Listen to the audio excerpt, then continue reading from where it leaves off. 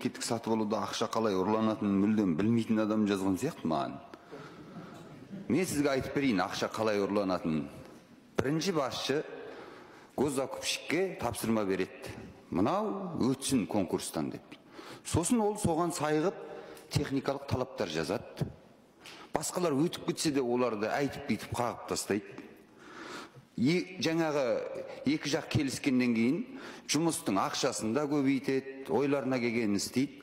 Ақырында жұмыс істелінбейді, ақша жымқырылады, сосын бір кінәлі адам табады да, соны өтірік соттап жібере салады. Бұл неменеге керек бұндай жұмыс? Сондықтан сіздердің заңдарыңызда жоқ, жан-жақты жауапкершілікке тарту деген. Жан-жақты жауапкершілікке тарту біздің өзім ұсынысым. Мекеменің бірінші басшысынан бастап міндетті түрде егер жұмыс істелінбесе жауапқа тарту керек. Жаңағы мемлекеттік сатып алу бөлімінің басшысын да, бірінші басшысын да сол мекеменің сол кезде кішкене жауапкершілік сезінеді. Сонан кейін мына істелінбей қалған жұмысты біреуді соттап жібересімізде отырамыз, болды, ары қарай зардабын халық тартады. Не біздің жақта да қаншама ауылдар әлі күнге сусыз отыр. Қайтадан неге оны мемлекет беру керек? Неге мына қылмыс жасаған адамдар бермеу керек өтеп? Осыны өтеу жағын қарастыру керек. Тіпті қажет болса заңға бағынған құл болмайды, қаталдық кішкене керек сияқты бұл. Сосын ауыл мәселесі бойынша сіздер 3000 айлық есептік көрсеткіш дейсіздер. 3000 айлық есептік көрсеткішіңіз 10 миллион 300 бірдеңе мың теңге.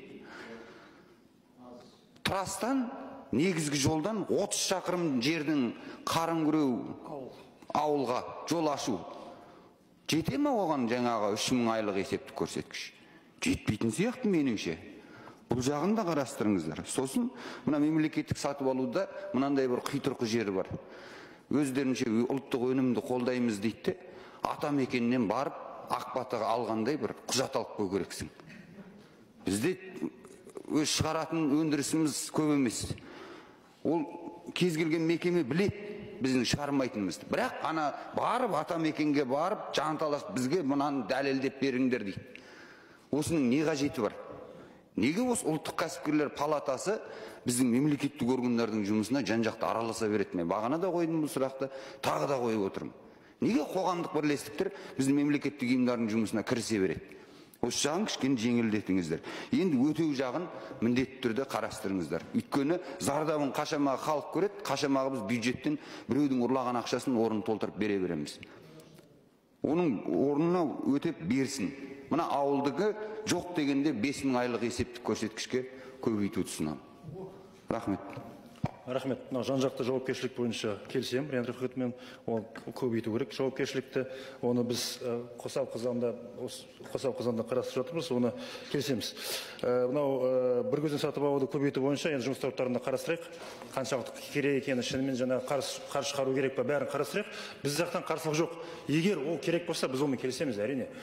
Мынау ұлттық кәсіпкерлер палатасы жауап бересіздер ме? Сіздерге сұрақ. По сертификатам. Айтыңыз, аты жөніңіз. Қойватыр, по сертификатам. Почему вы требуете сертификаты и индустриальные сертификаты? Сәлеметсіздер, құрметті төраға, құрметті депутаттар, Мурат Амрин, төраға орынбасары. Вопрос по сертификатам. В целом это в рамках поддержки производителей, чтобы видеть долю производства, местного содержания, поскольку отметили в части ответственности, у нас есть перечень изъятий на товары, которые должны закупаться у казахстанских производителей. Но квазигоскомпании, местные исполнительные органы, заказчики Казахстан товарно алмайды. И мы в связи с этим и ответственность просим, и по сертификации. Сейчас то, что работа ведется по модернизации, по усилению требований для бизнеса и выработка нового механизма. Сіздер айтасыздар, біз ойбай сертификаттау ұлттық өнімді қолдау мақсатында. Бәрібір сіздер түк талап қоя алмайсыздар ғой, алмай қойған адамға. Мысал ретінде айтайын, қорғаныс министрлігі ма, осы біздің әкімшілік па, 2000 компьютер қорғаныс министрлігінде бүкіл экспертизасы бар ұлттық өнім деп әкеледі. Аналар алмай қойған, соттың да шешімі, сенікі де дұрыс деп шешім шығарып берген. Осындай да шешім болады. Енді отыр, анау компания банкрот бола жаздады. Немен қорғадыңыздар? Сіздер оны қорғап жатқан жоқсыздар ғой. Немене керек деймін де, мысалы бізде жарық шығармайтын білеміз, лампочканы, свет, мысалы концерттік залдарға. Оны барып сатып алу үшін барып тағы да сіздерден дәлел керек. Жоқ, бізде Қазақстанда шығармайды деген, шығармайтыны белгілі ғой.